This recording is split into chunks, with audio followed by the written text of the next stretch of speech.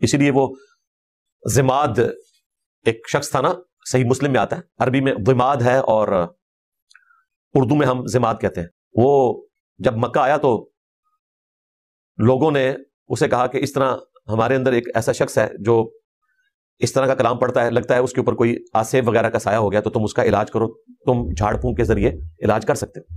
یہ حدیث صحیح مسلم میں ہے، نبی الاسلام کے معجزات والے چیپٹر میں، مشکات المصابیح کی 30 جلد میں آپ کو مل جائے گی. یہ مرزا کی تازہ قرآن کلاس ہے. اس میں مرزا نے ضماد رضی اللہ تعالیٰ عنہ والی حدیث بیان کی ہے اور صحیح مسلم کا 2 دفعہ حوالہ دیا ہے اہتمام سے، اور مشکات کا بھی حوالہ دیا ہے، پورے اہتمام سے حوالہ دیا ہے. یہ حدیث سناتے ہوئے مرزا نے حضور علیہ الصلوۃ والسلام کا خطبہ جو آپ نے ضماد کے سامنے پڑھا تھا، اس کے الفاظ مرزا نے کیا بیان کیے وہ آپ سن لیں.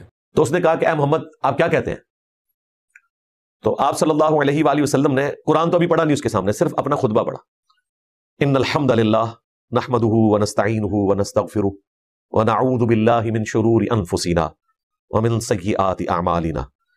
کیا بلاغت ہے عربی کی، کیا الفاظ کا چناؤ ہے. صحیح مسلم میں ضماد رضی اللہ تعالیٰ عنہ والی اس روایت کا نمبر ہے 2008 اور مشکات میں اس روایت کا نمبر ہے 5860. ان دونوں کتابوں میں ضماد رضی اللہ تعالیٰ عنہ والی روایت میں ونستغفرہ یہ لفظ بھی بالکل نہیں ہے، ونعوذ باللہ من شرور انفسنا ومن سیئات اعمالنا یہ الفاظ بھی اس روایت میں بالکل نہیں ہیں. تو ان الفاظ کے لیے اس روایت کا حوالہ دینا یہ مرزے کا جھوٹ ہے، جبکہ یہ کتابیں مرزے نے اپنے سامنے ٹیبل پر رکھی ہوئی ہیں اور اہتمام کے ساتھ ان 2 کتابوں کا مرزے نے حوالہ دیا ہے.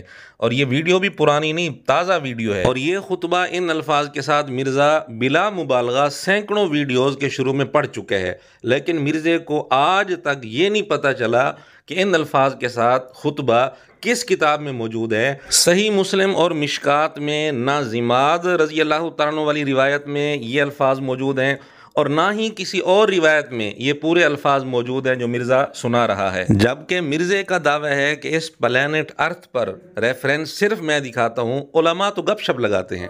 ایک بندہ اگر کوئی بات دکھا دیتا ہے نا، اس پہ رلائے نہ کریں، دوسرے کے پاس بھی جائیں، تیسرے کے پاس بھی، لیکن سب سے ریفرنس مانگیں. اور پھر الٹیمیٹلی آپ جب ہم تک پہنچیں گے تو آپ کو پتہ چلے گا کہ اس پلانٹ ارتھ پہ صرف ہم ہیں جو قرآن و سنت کے ریفرنس دکھاتے ہیں، باقی صرف گپ شپ بتاتے ہیں. دعویٰ تو یہ ہے، لیکن حال یہ ہے کہ سینکڑوں ویڈیوز کے شروع میں مرزا جن الفاظ کے ساتھ خطبہ پڑھ چکے ہیں، مرزے کو یہ نہیں پتا کہ یہ الفاظ کس کتاب میں ہیں اور کس روایت میں ہیں اور اس روایت کی سند بھی صحیح ہے یا نہیں. مشکات کی ایک اور روایت 3149 نمبر میں یہ الفاظ موجود ہیں، وَنَعُوذُ بِاللَّهِ مِن شُرُورِ أَنفُسِنَا وَمِن سَيِّئَاتِ أَعْمَالِنَا.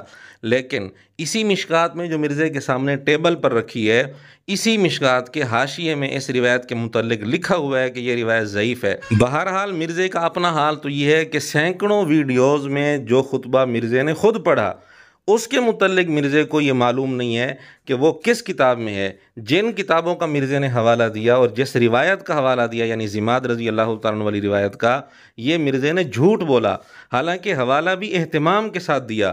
اور علماء پر کیا زبان درازی کرتا ہے وہ آپ سن لیں. جیسے گدھا کتاب تو اٹھا سکتا ہے، کتاب پڑھ کے استفادہ نہیں کر سکتا.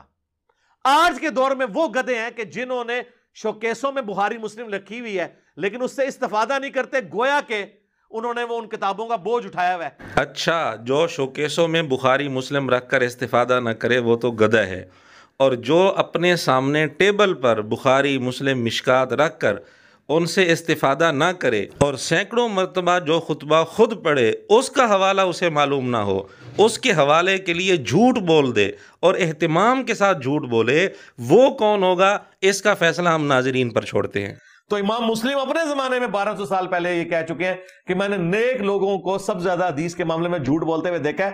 اور یہاں جملہ ان کا ختم نہیں ہوا، انہوں نے کہا ہے یہ بولتے نہیں ہیں، فی البدی ان کی زبانوں کے اوپر جھوٹ جاری ہو جاتا ہے. اور مٹی پلیت کیتی ہے انہوں نے کہ ہے انہیں پیڑے نے سندھی بھی گل کرنا پھر بھی کوئی نہ کوئی جھوٹ ملا کے ہی دستے ہیں.